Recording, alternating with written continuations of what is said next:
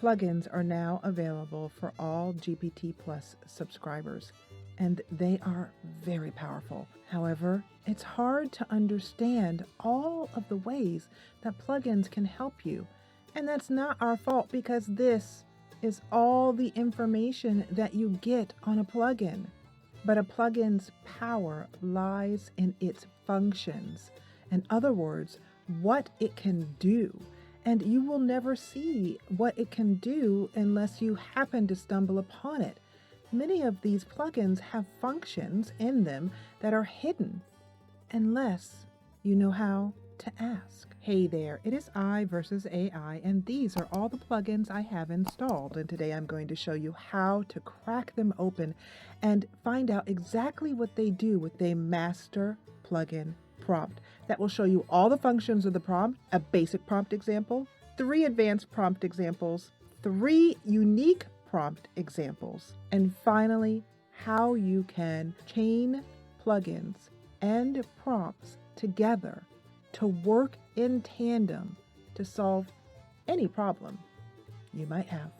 I'm going to use the master plugin prompt on 4 different plugins today. I've also got a 5th bonus plugin that is really cute. And finally, I'm going to give you a very short and sweet little prompt that you can use if you just need to know exactly what a plugin does, all of its functions and parameters towards the end, so stick around for that. But first, we're going to start with Speechki. This is the master plugin prompt. It's a long one, so I will include a link to a Google document in the description and in the pinned comment. But essentially, it is giving the instructions to show us the function, the advanced prompts, unusual prompts, basic prompts, use cases. And this section here may look really intimidating, but it's just a list of some of the plugins that ChatGPT can use to indicate how you can change different plugins together. And if you want to add more plugins that you specifically use or enjoy to this prompt, you can simply add it here at the end. So here is the master prompt run on the Speechki text-to-speech plugin. And it's going to give you several sections. 1, a description here. 2, available functions and parameters. The first thing to note is that there is a speaker ID, and you'll see that there are quite a lot of speakers included that speak all different languages that you would never know if you hadn't run this prompt or found out some way to discover the functions and parameters. Next is the basic prompt. Convert this text into an audio file using the Speechki plugin. A use case interpretation. I included this because you may not know all the different ways that you could use this. So the use case is really good for giving you some initial ideas about what you can do. These advanced prompts, I include 3 of them, give you a list of some of the things that you can do, again, that you may not have thought of, like converting this text into an audio file using a male voice, then translate it into Spanish, then convert the translation into an audio file. Okay, that's just crazy. But my favorite part of this prompt are these unusual prompts. Convert this recipe into an audio file using a cheerful voice so I can listen to it while cooking. Turn this Shakespearean sonnet into an audio file using a dramatic voice for my literature class. Create an audio version of this user manual using a calm and slow-paced voice to help users follow along easily. For multi-step prompts, the Speechki plugin can be used in conjunction with other plugins to achieve unique solutions. This is why I took the time to insert into the prompt all the available plugins that I felt would be useful to link up with other plugins, because it's using actual plugins that exist, like Link Reader and Noteable and SEO Core AI. And that leads me to Noteable, which is the next prompt that we'll use this master prompt on. A lot of people are talking about the code interpreter plugin that is available from OpenAI that, as of this recording, many of us do not yet have access to. But if you don't have access to the code interpreter plugin, this Noteable plugin can do exactly the same things that you can do in the code interpreter plugin. In fact, this video by AI Explained is fantastic and shows you 23 different use cases that you can do with the Code Interpreter plugin, including image editing, making MP4s, 3D plots, data analytics, including even asking it to create a QR code for you. But I ran the transcript of that video through VoxScript, which is a plugin that I'll be showing you today using the master plugin prompt. And according to GPT, Noteable can do every single thing in that video. The video demonstrates creating various visualizations. These can be done using Python libraries. And that's really the secret to what is so powerful about the Noteable plugin. It is basically the code interpreter available now. The Noteable plugin does the same thing. This is for a task, which was also shown in the video, of analyzing large blocks of text.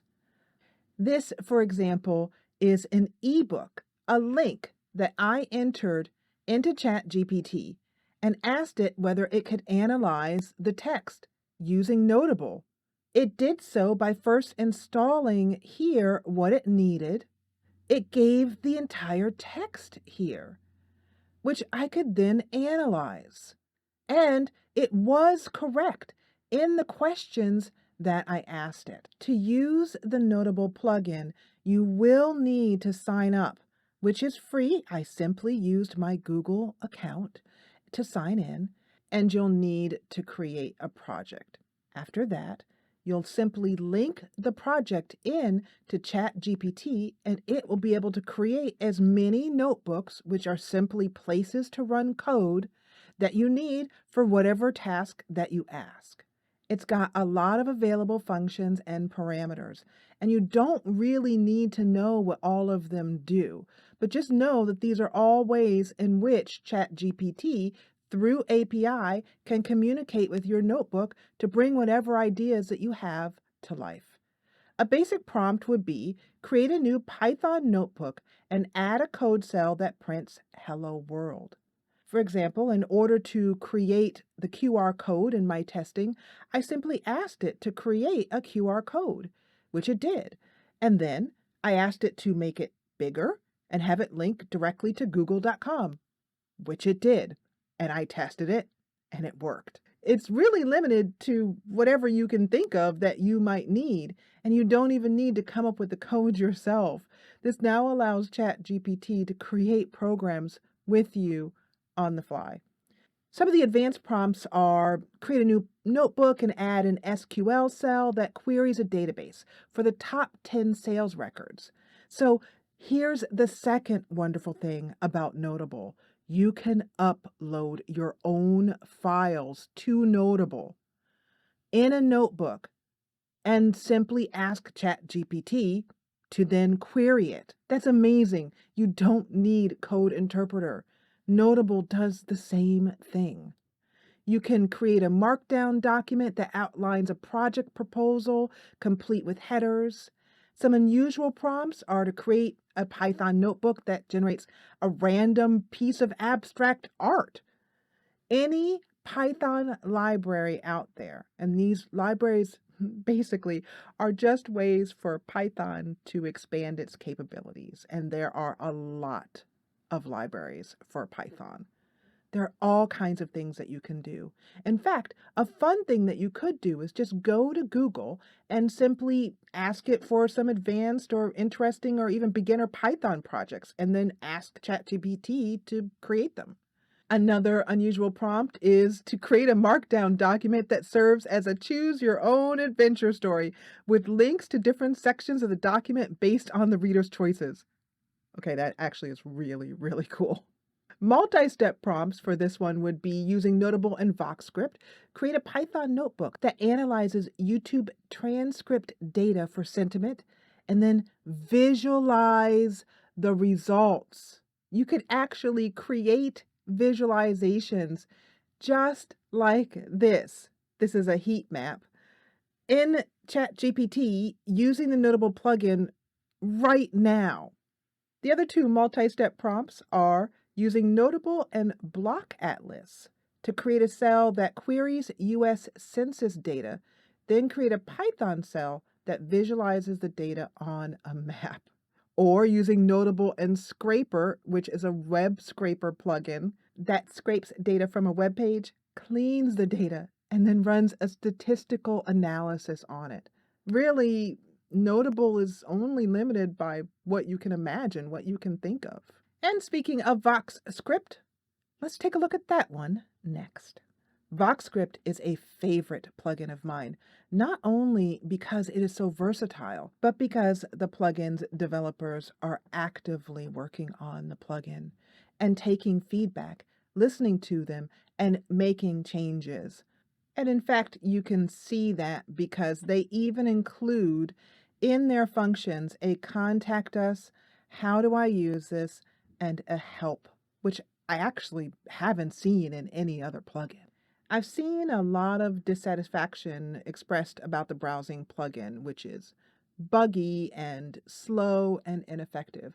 But VoxScript and one other plugin that I will show you solves that problem. VoxScript is a versatile plugin that enables users to search through various data sources, including YouTube transcripts, Bin, GitHub, which is really cool because you could go to GitHub, get code that you needed from GitHub, and then run that in Noteable, the plugin I just showed you, financial data sources, and Google search results. My only complaint with the VoxScript Google search results is, as you can see, the parameters here are pretty simple. Just basically the search term and the number of results that you can specify. So you can say, give me 10 results on the search term X or Y. It would be really cool if we could instead sort or search by past hour, 24 hours at a custom range, because so much of the time we're looking for data that is fresh. We're looking for recent information. So that would be wonderful to add in. Also, the same thing here for the search YouTube videos. There's only two parameters, search term and max results, but there are a lot of other parameters that you can search by on YouTube. And with something as important as ChatGPT plugins or the field that I am in with understanding about AI and how quickly it's moving, we're often going to want to have things that come out today or this week, for example. So being able to add those in would be very helpful for the VoxScript plugin. So there's some feedback for the developer if you're watching. Beyond those functions, you also have a basic prompt like, can you find the latest news for the Apple Inc. stock? And it gives you some use case interpretations like researching for a project, keeping up with financial markets, or just curious about a topic. Some advanced prompts are, find the transcript of the latest TED Talk on climate change on YouTube. Now, with the way the plugin currently is, it wouldn't be able to give us the latest TED Talk. It would just give us whatever happened to be at the top when it searched. Another reason to put that parameter in there.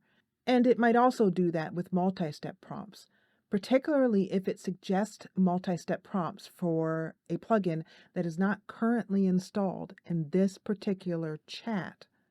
It will basically be guessing on the name of the prompt as to what it can do.